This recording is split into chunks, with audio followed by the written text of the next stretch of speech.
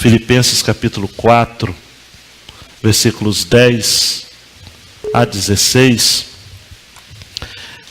é a ideia de que entre pastor e igreja deve haver uma relação de parceria mútua. Pastor, igreja, igreja, pastor. Eu fico muito preocupado, colegas e irmãos aqui, quando a gente percebe pastor falando mal da sua própria igreja. E infelizmente isso tem sido um comportamento recorrente. E eu fico preocupado porque se o pastor fala mal da sua própria igreja, alguma coisa está errada no seu chamado. E vejo também igreja falando mal do seu pastor.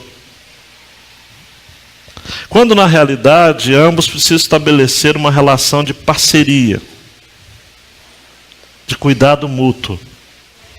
E esse texto de Filipenses capítulo 4, versículos 10 a 20, reforça esse senso de cuidado que deve haver entre a igreja e o pastor, para que o pastor de fato descanse em Deus e se satisfaça plenamente nele. Então abra sua Bíblia em Filipenses 4, 10 a 20 e acompanhe a leitura com atenção, sem se distrair com nada, por favor. Alegro-me muito no Senhor, por terdes finalmente renovado o vosso cuidado para comigo, do qual na verdade estáveis lembrados, mas vos faltava oportunidade.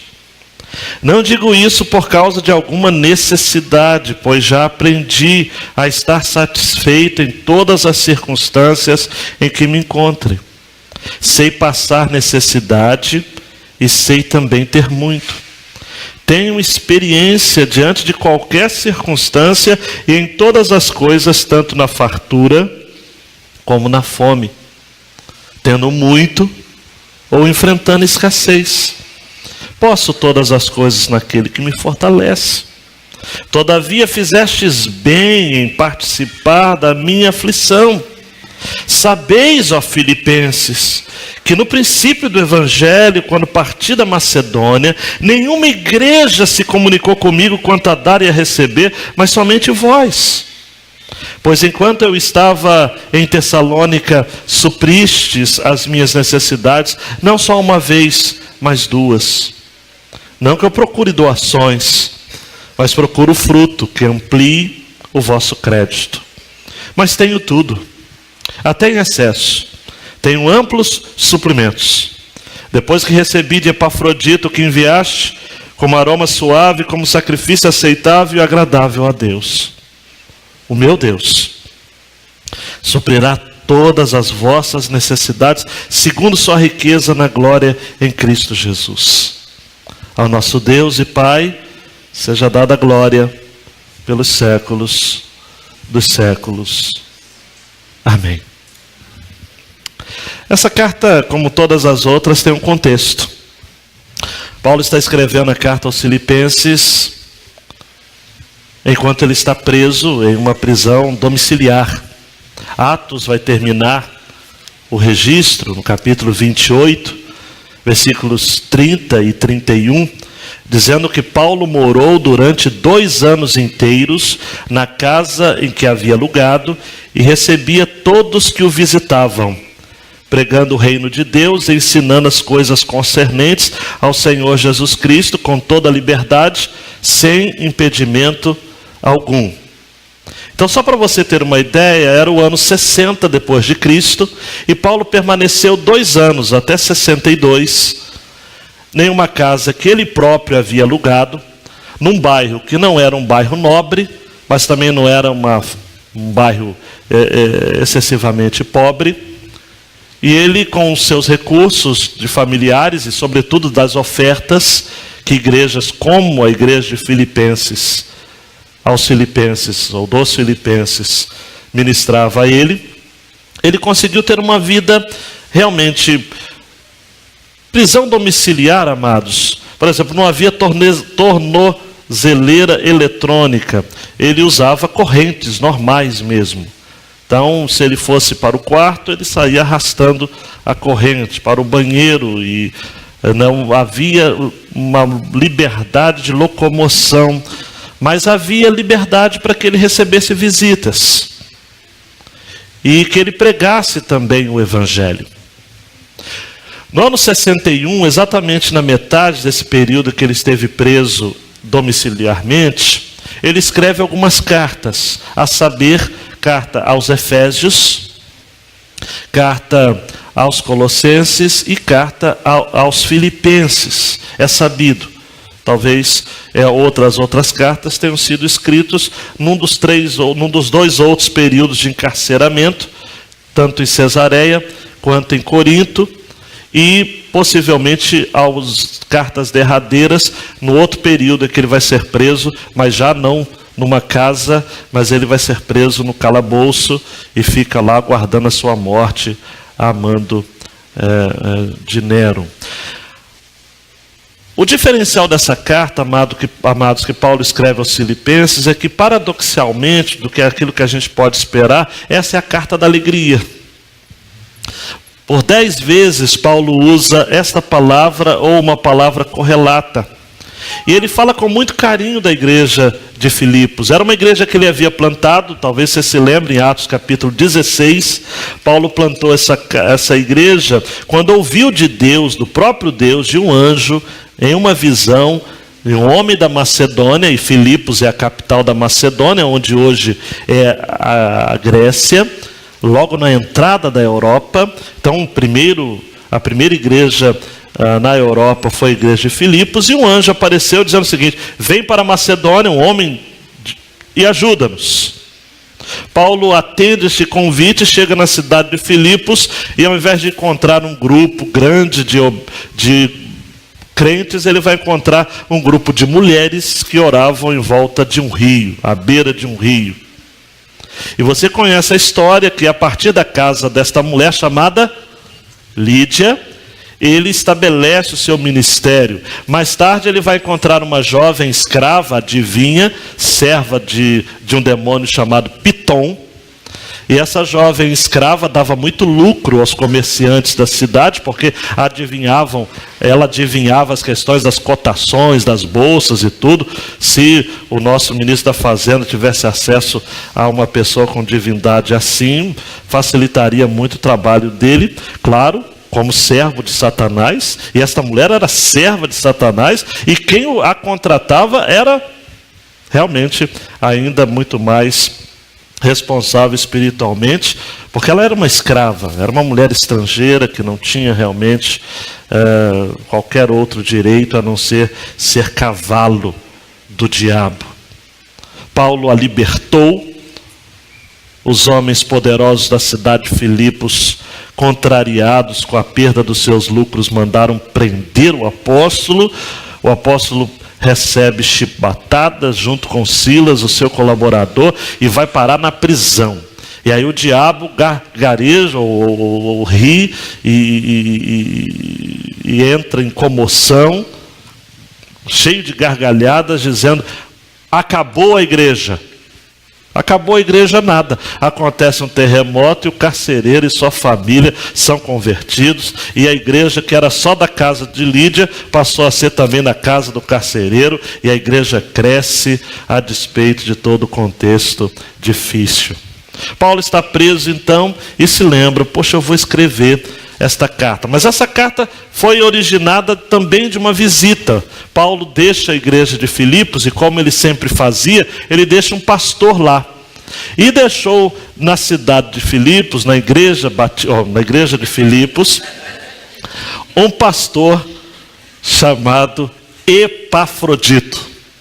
É um excelente nome de pastor. Pastor Epafrodito. Fico pensando que talvez teria um apelido, Pafro, enfim, Epafrodito, ou Dito. E esse homem, então, amando da igreja, reúne alguns donativos mesmo, coisas concretas, e leva até Roma para o apóstolo. Só que pastor, quando encontra pastor, fala do quê? Fala de ministério. E tudo leva a crer que Epafrodito cochichou ao ouvido de Paulo, porque não podia, dizendo o seguinte: olha, a igreja de Filipos está com 2 problemas. Paulo falou: conta para mim, Epafrodito, o que está havendo na igreja? E Epafrodito disse o seguinte: são 2 problemas, pastor Paulo. Ele não era chamado de apóstolo Paulo, né? Pastor Paulo, o título é pastor, né? Pastor Paulo, existem 2 problemas. Primeiro, a igreja está desunida. A gente está trabalhando pesadamente para que a igreja pense concordemente. Paulo falou: ah, é? Tá. E segundo problema, externamente estão havendo falsos obreiros e estão ensinando a igreja acerca de rudimentos da lei, e o povo está deixando de viver, ou pelo menos de crer totalmente na graça, para estabelecer alguns princípios de esforço humano, de alto esforço. E isso está realmente levando a igreja ao desânimo, porque como é que a gente vai poder agradar a Deus pela via da lei? Então Paulo ouve aquilo, guarda no coração e senta e começa a escrever: Paulo e Timóteo, servos de Cristo Jesus, a todos os santos em Cristo Jesus que estão com os bispos, pastores e diáconos em Filipos. E por aí vai. E Paulo estabelece então o princípio nesse encerramento da carta, depois dele falar sobre a unidade da igreja, depois dele falar sobre a doutrina da graça, que eles deveriam reter a palavra da vida, 2,16, para que no dia de Cristo eu tenha motivo de me orgulhar do fato de que não foi em vão que corri ou trabalhei. E Paulo então fala que tudo ele considerava como perda no capítulo 3. Paulo vai dizer, capítulo 3, versículos 12 e 13, não que eu já tenha alcançado, ou que seja perfeito, mas vou prosseguindo, procurando alcançar aquilo para que também fui alcançado por Cristo Jesus, é pela graça. Irmãos, não penso que eu mesmo já o tenha alcançado, mas faço o seguinte, esquecendo-me das coisas que ficaram para trás e avançando para os que estão adiante. 14, prossigo para o alvo pelo prêmio do chamado celestial de Deus em Cristo Jesus. Aí depois de tratar os problemas doutrinários, no capítulo 4, Paulo se despede, falando justamente sobre essa realidade que eu quero deixar ao coração do pastor André, Silvana e Anabel. Dani, dando mais um toque, por favor, que é justamente o seguinte princípio. Dani, dando um toque, por favor. Que é a ideia de que no relacionamento entre a igreja e seu pastor deve imperar o profundo senso de satisfação plena em um Deus que supre todas as nossas necessidades.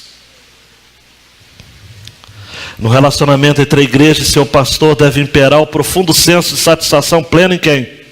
Em Deus. Porque Ele supre todas as nossas necessidades. Versículos 10 a 14, nós temos a primeira porção desse texto que Paulo fala sobre o alegre aprendizado do contentamento. Ele diz assim: alegro-me, mais uma vez, né? Alegro-me muito no Senhor, por teres finalmente renovado. No grego, da ideia de algo que estava morto e que foi brotado novamente. É a ideia do meio realmente agrícola, aquela semente que havia sido plantada e agora ela, depois de muito tempo, volta a florescer ou começa a florescer. E Paulo usa essa expressão: olha, eu louvo, agradeço muito ao Senhor porque vocês finalmente renovaram. Há uma tradução católica que traduziu muito própria ou muito próxima do original, que diz assim: fiquei imensamente contente no Senhor porque finalmente vi reflorescer o vosso cuidado para comigo, do qual na verdade Paulo diz, estáveis lembrados, mas vos faltava oportunidade. E aqui é o verbo, a palavra kairos, né? Faltava ocasião oportuna para vocês demonstrarem esse cuidado renovado pela minha vida. Versículo 11, não digo isto por causa de alguma necessidade. Eu realmente, Paulo, parece um contrassenso, mas Paulo está dizendo o seguinte, olha, necessidade não estou passando não, pois eu já aprendi a estar satisfeito em todas as circunstâncias que me encontre. Eu sei passar necessidade, sei também ter muito, tenho experiência. Diante de qualquer circunstância, em todas as coisas, tanto na fartura como na fome, tendo muito ou enfrentando escassez, eu posso todas as coisas naquele que me fortalece. Todavia, fizeste bem em participar da minha aflição. Da minha aflição. Esta carta, amados aos Filipenses, que é uma carta cheia de ternura, gratidão, calor, afeição, em que Paulo é espontâneo, pessoal, informal. Agora ele tem um tom assim muito cuidadoso, bem próprio de Paulo, e que parece, amados, essa é a impressão que se tem de que ele está com dificuldade de expressar sua gratidão. Por isso que um comentarista falou que nós estamos diante de um agradecimento sem agradecimentos. Porque ele fala realmente de muito cuidado. Ele fala o seguinte, olha, eu não quero ser pesado à igreja. Eu não estou falando isso por conta de necessidade. Eu não me vejo, por exemplo, pobre. Eu não me vejo realmente com carências. Porque eu aprendi. Versículo 11, aprendi a estar satisfeito. E essa palavra aprender aqui é uma palavra geral, que diz respeito ao seguinte, olha, eu já estou acostumado. Já estou acostumado a estar satisfeito. E aí a palavrinha satisfeito, ela é rica, porque a palavra autarqueis, no grego, daí que vem o termo autarquia, que significa o seguinte, olha, suficiente para si mesmo, é uma autossuficiência espiritual. É algo que, por exemplo, eu tenho, ou já aprendi a me satisfazer, independentemente das circunstâncias externas.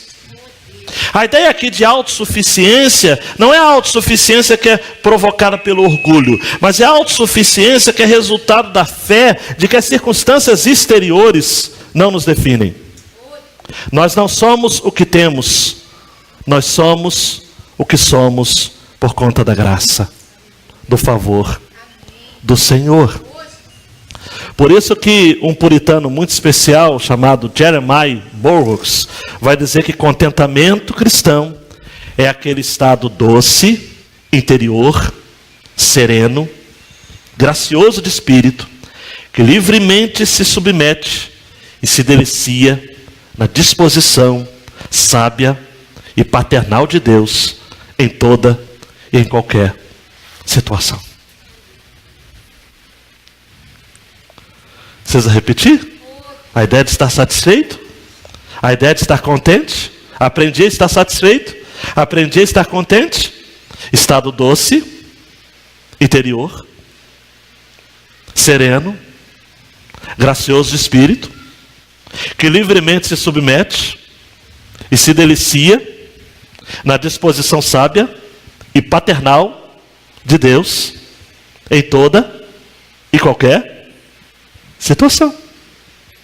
Estou satisfeito em todas as circunstâncias em que me encontro. A minha satisfação está em Deus. E por isso eu descanso. Eu confio num Deus que é Pai. E que de modo santo tem estado comigo. No versículo 12 ele diz, sei passar necessidade, sei também ter muito, tenho experiência. E a palavra aqui para experiência é diferente da palavra para aprendi, porque é a palavra que é usada, amados, ou era usada no contexto de conhecimento íntimo. Era muito usado nas chamadas religiões de mistério. Tenho experiência, isto é, eu fui iniciado, eu aprendi intimamente, já tive experiência. Olha para mim, amados, uma coisa é você viver refém daquilo que Deus faz com os outros, da história dos outros. Chega um determinado momento que você precisa ter experiência com Deus provedor. Intimidade. A Nova Versão Transformadora traduziu assim o versículo 12: sei viver na necessidade e também na fartura. Aprendi o segredo de viver em qualquer situação, de estômago cheio ou vazio, com pouco ou muito. Aprendi o segredo. Tenho experiência. E daí então Paulo prossegue no versículo 13: eu posso todas as coisas naquele que me fortalece. Paulo está dizendo o seguinte, olha, na Nova Versão Transformadora também, posso todas as coisas por meio de Cristo que me dá forças. Calvino vai dizer que posso todas as coisas, diz ele, mas é em Cristo, não por meu próprio poder, pois é Ele que me supre com força. Daí inferimos que Cristo não será menos forte e também invencível em nós, se cientes da nossa fraqueza pusermos nossa confiança tão somente em seu poder. Posso todas as coisas, passar privação, ter o que é suficiente, passar por apertos emocionais, estar, entre aspas, feliz da vida. Eu suporto tudo isso no Deus que me dá força. E daí então no versículo 14, Paulo usa de um tom bem interno ao dizer: todavia, fizestes bem em participar da minha aflição. Paulo está dizendo, olha, preste atenção aqui, Deus me dá tudo o que eu preciso. Mas cá para nós, foi bom receber o apoio de vocês. Porque o pastor confia em Deus, espera em Deus e é confortado por Deus. Mas o mesmo Deus usa a igreja para abençoar a vida do pastor. Às vezes, amados e amadas, nós confiamos como pastores de que Deus é aquele que de fato está conosco. Mas como é bom receber, amados, e Paulo diz assim: todavia fizestes bem em participar da minha tribulação. Foi bom. E no grego, participar é uma palavra que você conhece, né? Suk, junto. Koinonel, vem de koinonia, comunhão, né? Foi bom vocês serem meus parceiros. Paulo disse: é bom quando a igreja chega junto. É bom quando a igreja dá um abraço no pastor. É bom quando a igreja descobre que o pastor está passando por alguma necessidade e dá a ele donativos. E supre suas necessidades. Filipos está distante de Roma, apesar de ser uma colônia romana. A igreja sabe, naquele tempo não havia internet, mas soube.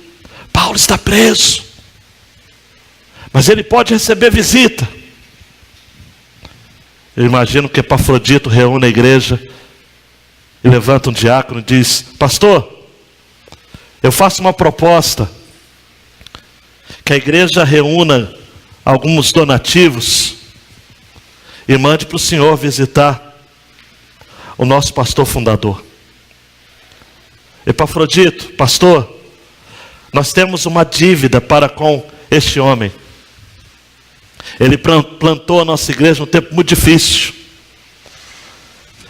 Ele deu sangue, literalmente, né? Ele deu sangue por essa igreja.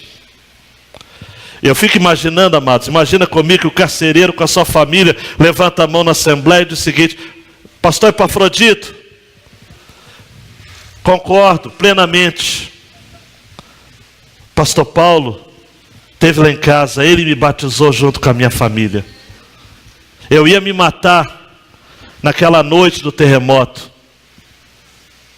Pastor Paulo salvou a minha vida 2 vezes, física e espiritualmente.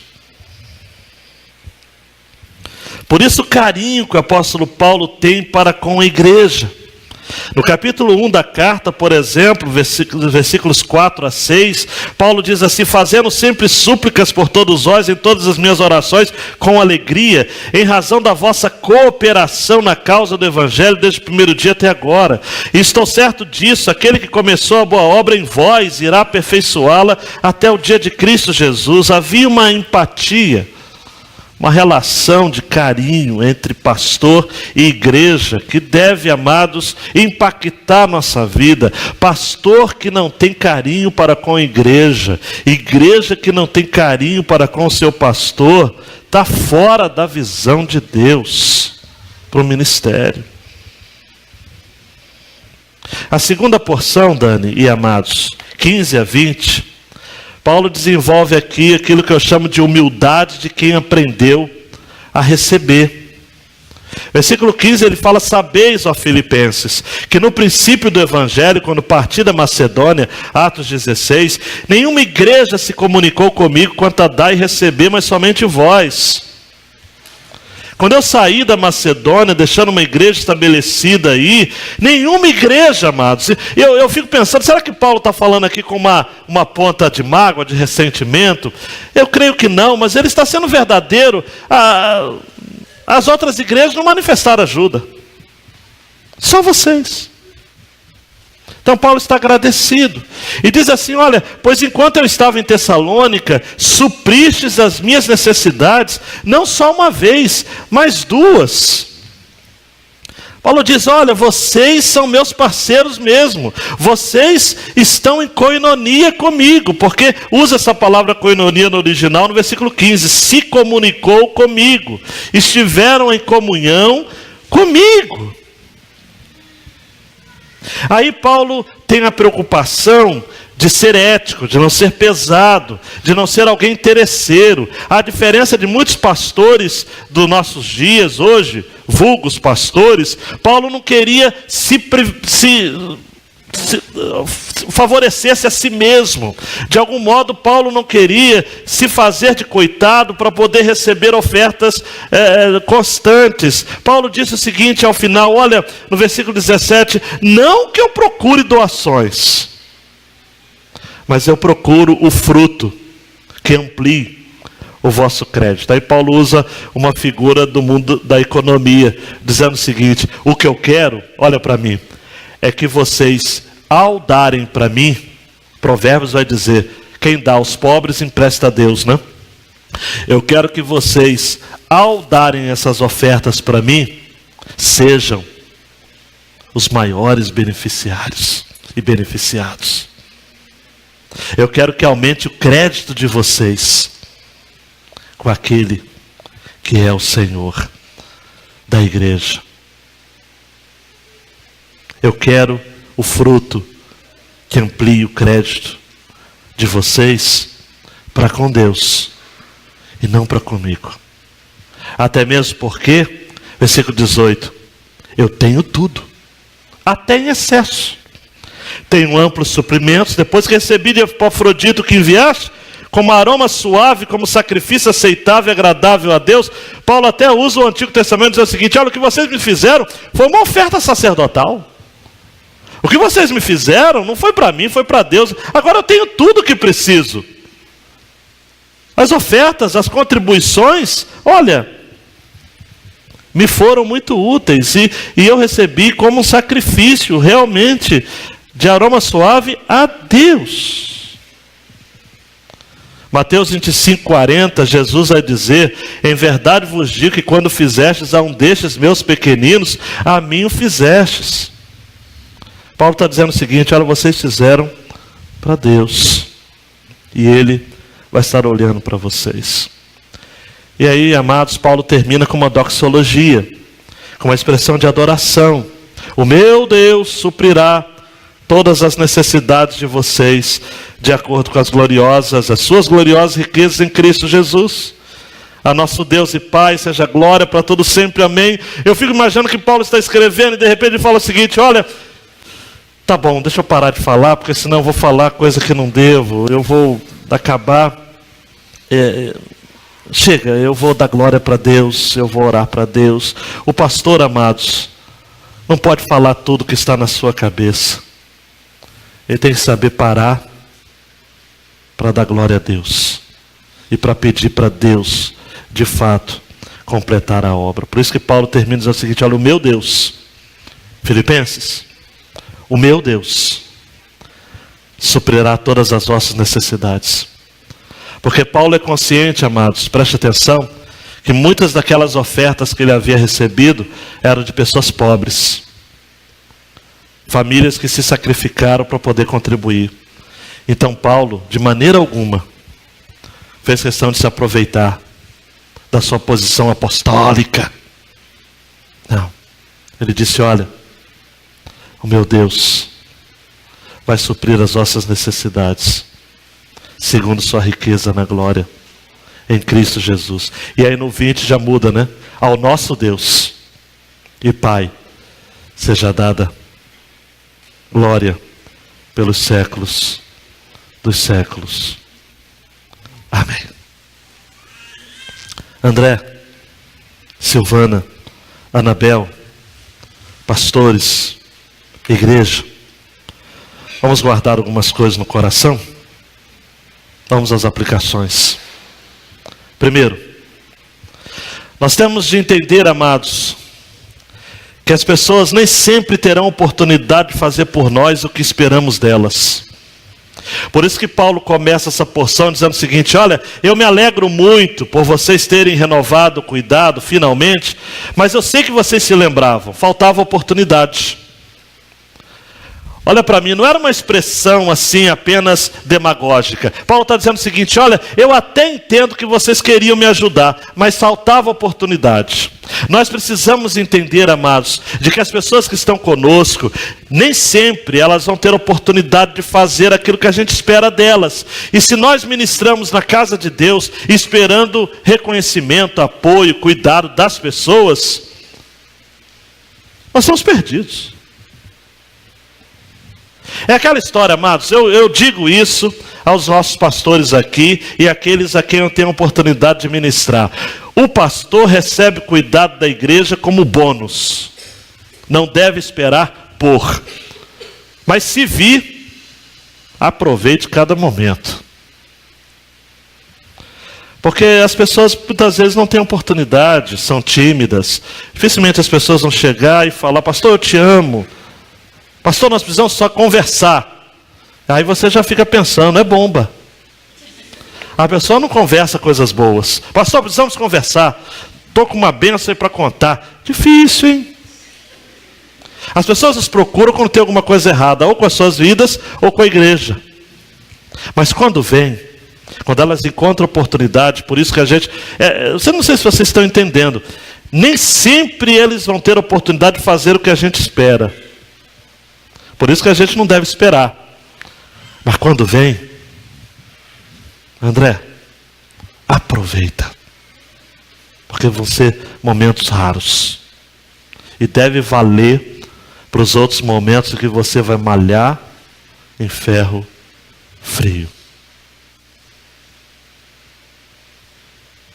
Mas não julgue as pessoas que não estão cuidando de você, porque talvez elas não tiveram oportunidade. Pense positivo a respeito do seu rebanho. Eu sempre procuro ver pelo lado positivo. Talvez a pessoa não teve aquela oportunidade, aquela chance de demonstrar o melhor do amor e da consideração delas ou dela a nosso respeito. Segunda aplicação: as costas grossas por conta das agruras da vida não podem nos tornar piores, mas melhores. Paulo disse, amados, eu aprendi. Repita comigo: eu aprendi. Eu aprendi a estar satisfeito. Por que Paulo usa essa expressão, aprendi a estar satisfeito, ou aprendi a estar contente? Porque contentamento não é algo que você nasce com, ou é algo que você tem por seus próprios meios. Contentamento cristão vem de Deus. É antinatural. Não é nem sobrenatural, é antinatural. Não diz respeito à natureza humana estar contente, porque nós somos descontentes por natureza. As primeiras expressões que falamos quando bebê é dá. Tira a chupeta de uma criança. Recuse-se a dar aquilo que ela está pedindo. E nós crescemos e continuamos insatisfeitos, eternos insatisfeitos. Então, contentamento é coisa de Deus. Paulo diz, eu já aprendi. As costas grossas, por conta das agruras da vida, não podem nos tornar piores, mas melhores quando a gente aprende. Salmo diz, Salmo 119, 71, foi-me bom ter sido afligido, para que eu aprendesse os teus estatutos. Dani, ajuda a gente. A melhor universidade da vida é o sofrimento. Saímos graduados quando aprendemos o valor da humildade. Phillips Brooks, um pastor anglicano, americano, ele costumava dizer o seguinte: eu nunca oro suplicando cargas mais leves, mas ombros mais fortes.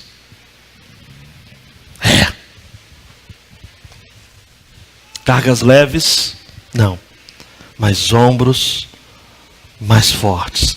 Eu já contei aqui para vocês uma historinha de um homem que caiu, ou melhor, foi jogado num tonel de melado, como punição.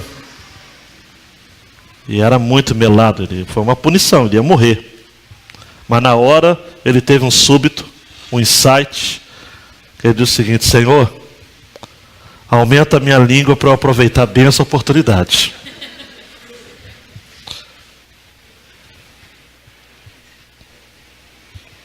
Quando a gente se satisfaz em Deus, a gente entende que no sofrimento a gente pode tirar proveito.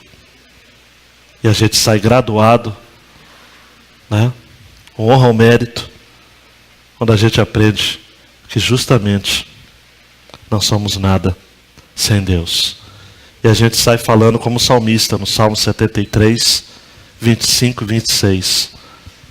Quem tenho eu no céu, senão a ti? E na terra não há quem eu deseje, além de ti. A minha carne e o meu coração desfalecem, mas Deus é a fortaleza do meu coração e a minha porção para sempre.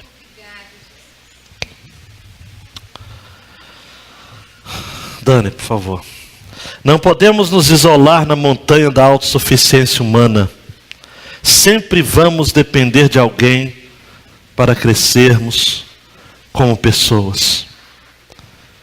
Amados, preste atenção. O que eu admiro na pessoa do apóstolo Paulo é que, a despeito de toda a sua capacidade, a sua formação, ele sabia valorizar as pessoas que o ajudaram na caminhada.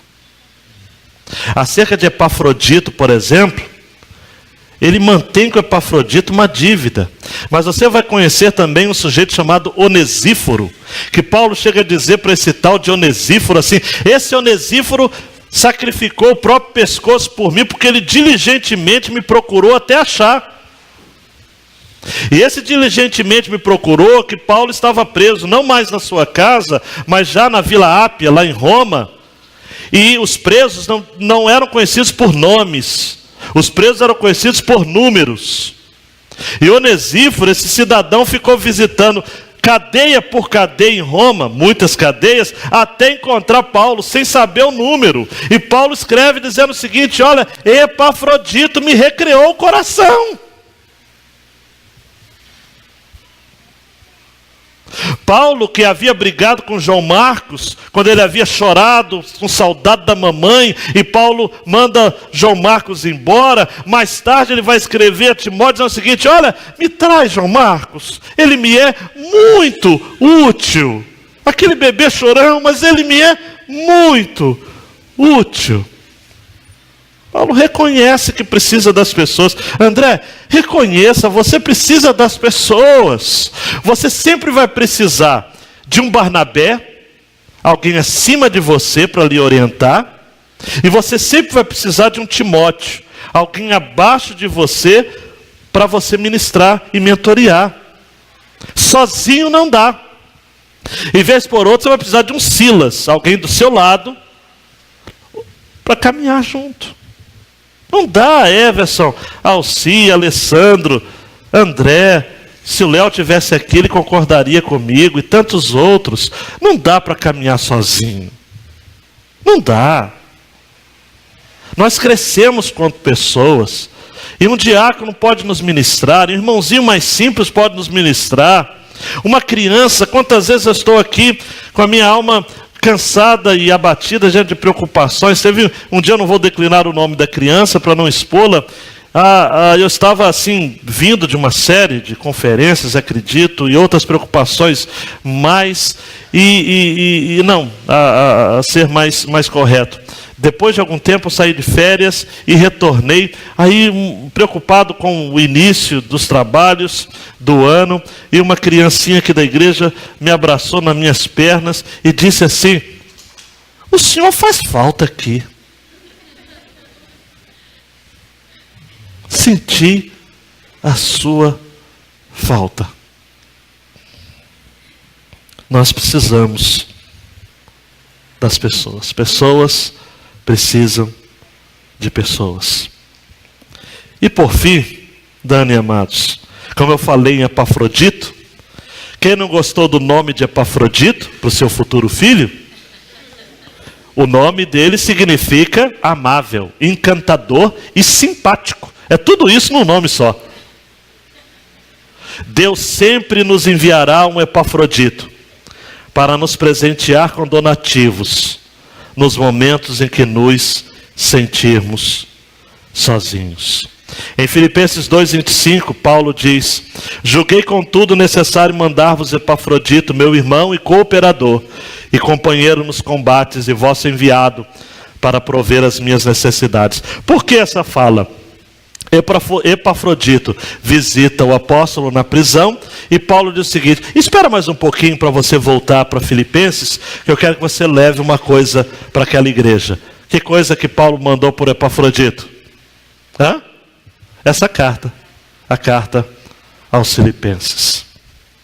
Amados, amadas, eu sou filho de pastor e sei disso, de experiência pessoal. São muitas as vezes em que em momentos de fato de aperto, o Senhor manda Epafroditos com donativos. Ainda criança, eu mesmo tenho memórias vívidas de cestas básicas que chegavam lá em casa, quando nós só tínhamos arroz para comer, e olhe lá, donativos. Não tinha sapatos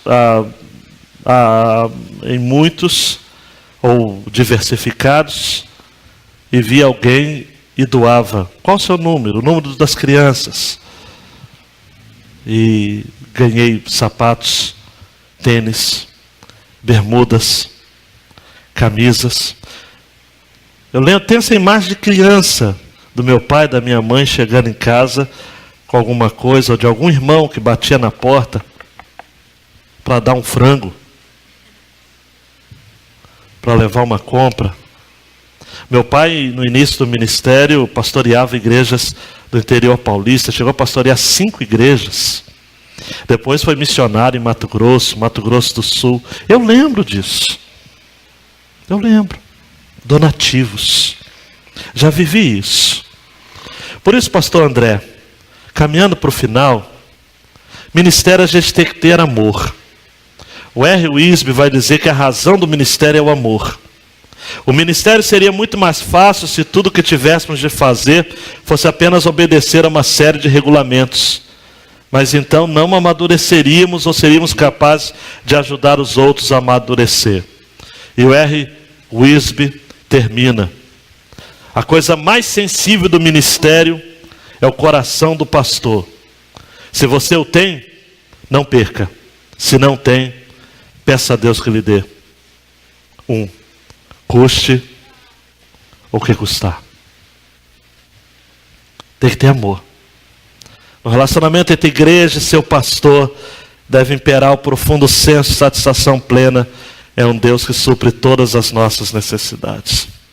Eu quero terminar falando que muitas vezes as situações embaraçosas que acontecem na vida e no ministério, eu já vivi isso várias vezes, pastor Alcir também, creio que o Everson, a despeito do seu pouco tempo de ministério, já passou por isso. Situações de crises, saída demandada de membros, de se levantar oposições severas à pessoa do pastor, à família do pastor, situações difíceis de sofrimento, de saúde, de falta dela, né? Aí a gente começa a pensar o seguinte: Senhor, está tudo errado. E aí Deus está falando o seguinte: eu estou te livrando de algo pior. Confia em mim. Eu estou no controle. Eu sou Deus providente. E aí Charles Spurgeon contou um dia para os seus pastores, para os seus alunos, a história de um pintor famoso que estava trabalhando numa plataforma elevada lá na Catedral de São Paulo, em Londres. E enquanto examinava sua obra, esse pintor começou a afastar-se lentamente para ter uma visão melhor da obra. Logo, seus pés estavam na beira da plataforma. Um dos seus auxiliares percebeu o perigo, mas não quis gritar, por medo de o quê? De assustar o pintor, e ele poderia virar e sofrer uma queda fatal.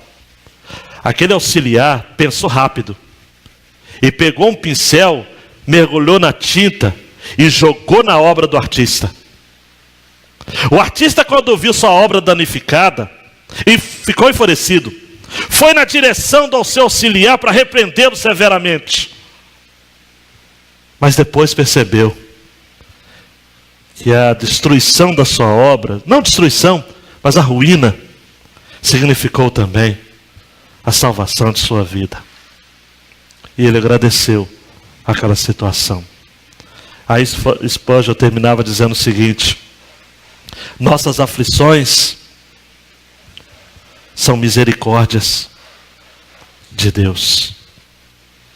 Algumas vezes nós vamos ver as nossas obras arruinadas, e a gente vai querer brigar com quem está do nosso lado. Só que a nossa luta não é contra carne e contra sangue. Nossa luta não é contra pessoas, não é contra pessoas. E a gente vai entender que muitas vezes o nosso ministério, pastor André, aparentemente vai estar estagnado. Mas é aparentemente. Porque muitas vezes a ruína de um projeto vai significar a nossa salvação, a intervenção de Deus a nosso favor, para nos dar algo melhor no futuro. É aquela história de Jesus falando aos seus discípulos. O que eu estou falando, vocês não estão entendendo agora. Mas um dia vocês vão entender.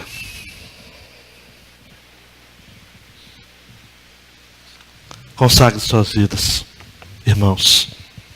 Pastor André, consagre sua vida inteiramente ao Senhor. Francis Schaeffer vai dizer o seguinte: não há gente pequena e gente grande no verdadeiro sentido espiritual. O que existe é gente consagrada e gente não consagrada.